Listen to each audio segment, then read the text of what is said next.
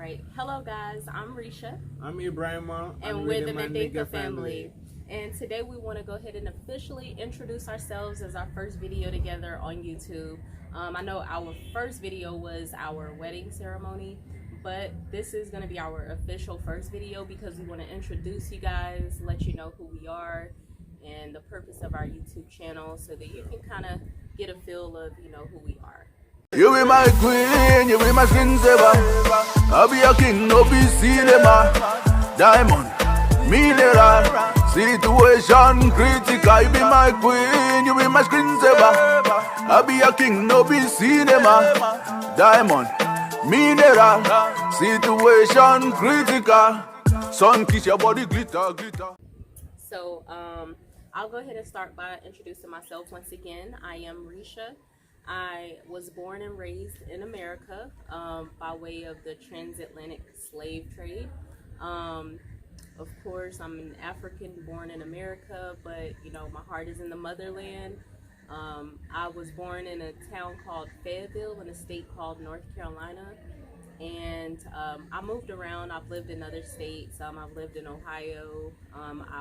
For college, I went to the University of North Carolina in Charlotte. And I studied Spanish and international studies. And one interesting fact about me is I speak Spanish. It's like a second language. And I love to travel. So those are some things about me. I'm going to let my babe introduce himself. Yeah, everybody. I'm Ibrahimo, and I am a Gambian based in Gambia here. And one of the things that I love is going to the gym, soccer. Those are some of the things that I love. And I was born and raised in Sukuta, which is in the Gambia here. A town that most people know as Dembadu or Alada Fix. Like if you ever ask anybody about Sukuta, they will tell you Alada Fix, which is just trying to, an old school thing, try to say, Sukutarians only fight. But that's not the case, you know what I'm saying? We're more civilized now than, we used to be before. Yeah, and I went to school in, Sankepa. Sukuta has a school, but I went to a school nearby village, at the school, I would say we were among the first batch that even started the school in Sankepa Sulejo. In those days, we used to carry our school chairs and tables, going with it to the school, having to carry it back, it was crazy, Wow. It was definitely crazy, but tango things change, the school is, doing fantastic now. You don't have to deal with those things anymore now, growing up in the game here, which I know my babe, didn't go through, but my parents, they both farm. My parents, they both do farming. We used to go to the farm to do some farming there. We would, I don't know how it would be called, but we call it seno. That's Mandinka language. Seno to just turn the bed, to put the seedling on there for it to grow. I've done that I would say since I was a child. And I've done it till both my parents died. That's what I do. Yeah, and I used to go to school. From going to the school, I would go help my mom in the garden, stuff like that. I would do watering. Go to the tap. Had a little fight with the girls. Oh, you're not gonna get your bucket filled. No, I'm gonna get my bucket filled. You won't. So stuff like that. But it was nice. Looking back at it, it's definitely nice. Yeah. That's just a little bit about me, and yeah. So my babe is a true Mandinka warrior. That's his nickname. I call him that all the time. So, people want to know, I'm pretty sure how many languages does he speak? So I only speak English and Spanish and a little bit of other languages, maybe a greeting. But how many languages do you fluently speak? Yeah, I can. Mandinka, that's my mother tongue. And I can speak English, I can speak Wolof, I can speak French, but I can do greeting like ça va bien, comment tu t'appelles, je m'appelle Ibrahimo, things like that. like in You know a little Arabic, Arabic. you can say like I can't speak. All I can do is like try to be slick, trying to do like slick your language. That's it. Yeah. But the main language that I can speak is Wolof. I can speak Wolof. English. I can speak English. And Mandinka. Yeah, and my Mandinka, which is my mother tongue. So yeah. Awesome. So a little bit about us. We got married in August of 2019, but I'm gonna let him kind of tell you the story of how we met. Yeah, we got married in April 2019, so it's been a little over 2 years. We're in July of 2021. Yeah, we met on through a mutual friend. I saw her on Instagram through a mutual friend. So I said to myself, man, look at this chocolate shop. I'm not gonna let this play. So then that's when I tried to message, her, so we started talking, then we started talking about good things that was from here, so she was amazed. And then, she said, well, I'm gonna try and come to Gambia here. So she came to Gambia, we went to the island, so we get to know more about each other. So I would say like the connection started, pumping out. Even though before she came to the Gambia, before we even met, our connection was like this. Yeah, because she's very caring. She would always tell me like, I'm gonna go see my mom, I'm gonna go see my grandma, stuff like that. So that kind of tells me that she's definitely a caring woman. So like if I can have her, well then I'm good. I'm definitely good. So that's when things started growing up more and more and more. So she came and then left, came back again, when she came back again, that's when we got married. Like my third trip here, I believe that's when we got married. That's when we got married, But we kind of had been talking about it, kind of like from the first time that we met in person, cause he not to compare, but me coming from America, most Western men, especially like Black American men, they are not. I'm not gonna say not all, because they're a really good handful of Black American men that want to get married and that's their goal in life and stuff like that. But as you guys know, as far as the culture, a lot of Black American men are not really interested in getting married. They're more like let the water flow where it may, and let's see where it goes. And then sometimes you end up some women waste their time being with the guy who was never gonna propose.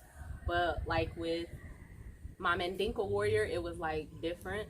He knew from the first time that he met me that he wanted to marry me, and that kind of took me for a shock, because I'm like, what, and it's part of their culture too,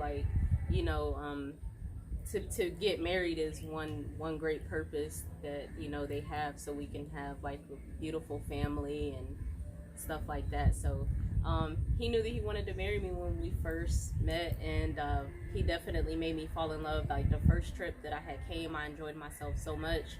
He was so caring. He made sure he protected me. I felt safe and secure the whole time I was here.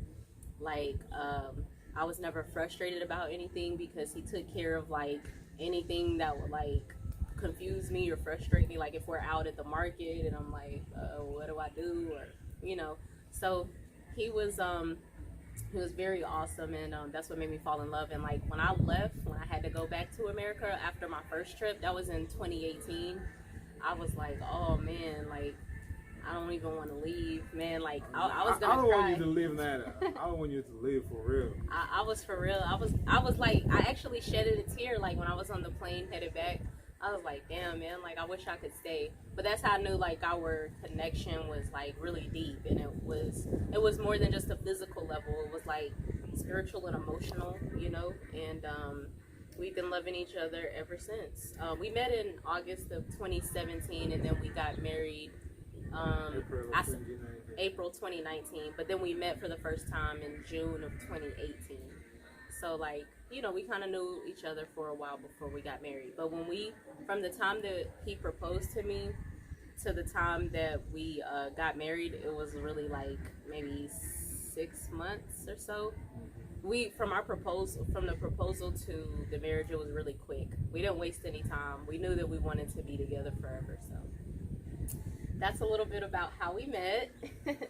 And lastly, the last thing we just want to talk about is just like the purpose of our YouTube channel. So you know, me growing up in America, an African growing up in America, and an African growing up in Gambia, you know, we want to bridge the gap between the diasporans, not just the ones in America, but yeah, in like the Caribbean, the UK, wherever there are melanated people that have this color or this beautiful color, like, you know, we want to unify with each other. Like, colonialism and slavery has separated us so much, and we just want to do our part to kind of unite each other and bridge the gap where we can have these friendships, relationships, business partnerships between people that look like each other but come from different places, you know. So our goal is to like educate you guys. I want to educate my beautiful Gambians and other Africans on the continent about Black American culture, and my husband's gonna educate you guys, the diasporans, on the African culture here in Gambia. So is there anything you wanted to add to that as far as your purpose? Of course, like, you know, like you said, you know, this channel is about, you know, like, you know, entertainment, like educational, you know, like, you know, just, you know, try to be educative and, you know, to build a bond between the diasporans and those that live in, you know, anywhere, just anywhere in this world. You know, we just, you know, want to bring us together, like, you know, what our motto is, you know, Black love is Black power. So we just definitely gotta stick onto that, and then make that, you know, make best use of that, you know. And so that you guys are aware, like, our motto is always going to be Black love is Black power. And what we mean by that is, like, I'm not just talking about relationships. Yes, it is relationships, Black man, Black woman, you know, together. But also it's about friendships, business partnerships, any other relationship that's not romantic. You know, we all have to love each other. You know, I have to look at the next Black man or woman that I don't know as my brother or sister. He has to look at the next Black man or woman as his brother and sister as well. So we're talking about, like, when we say Black love, we mean it in all aspects, you know. So I hope that we're able to spread that love to our people here on the continent, on the African motherland continent, and abroad. So you know, anything else you want to say before we close out the video, babe? Yeah, it's just not like, if you got any questions, you know, about us or about who we are, or about, you know, what our motive really are, like, just hit us, you know, send us an email. Like the email address. Oh yeah, the email is TheMandinkaFamily@gmail.com, or on the social media platforms, you know, the Mandinka Family on IG and on Facebook. You know, if you want, you know, any questions, we would be available to answer all questions. All right. So guys, if you definitely enjoyed this video, don't forget to like the video, comment below if you have any questions or comments, and don't forget to subscribe. Yes, sir. So we're going to close out this video for now, but we will see you on the next video. And until then, just remember, Black love is Black power. See you guys.